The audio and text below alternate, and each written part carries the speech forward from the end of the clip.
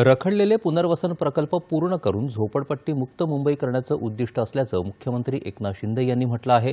मुंबईत सांदिवली इथल्या मिठी नदी शेजारच्या आणि विमानतळ प्राधिकरणाच्या जागेवरील प्रकल्पबाधित झोपडपट्टीधारकांच्या पुनर्वसनासाठी कुर्ला इथं बांधलेल्या सदनिकांच्या चाव्या वाटपाचा कार्यक्रम काल मुख्यमंत्री एकनाथ शिंदे यांच्या हस्ते झाला, त्यावेळी ते बोलत होते।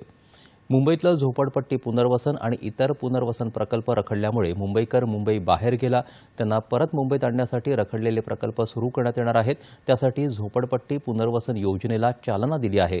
याबाबत म्हाडा, एसआरए, एमएमआरडीए, महापालिका यांना सूचना केल्या आहेत।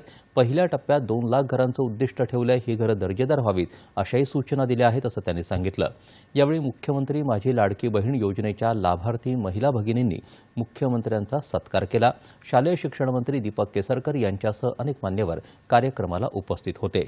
दुसऱ्या एका कार्यक्रमात घाटकोपर इथं माता रमाबाई आंबेडकर नगर आणि कामराज नगर झोपडपट्टी पुनर्विकास प्रकल्प योजनेतल्या लाभार्थ्यांनाही काल मुख्यमंत्र्यांच्या हस्ते धनादेशांचं वाटप करण्यात आलं।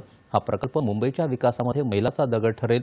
झोपडपट्टी मुक्त मुंबईच्या संकल्पपूर्तीच्या दिशेनं टाकलेलं हे मोठं पाऊल आहे असं प्रतिपादन मुख्यमंत्र्यांनी यावेळी केलं।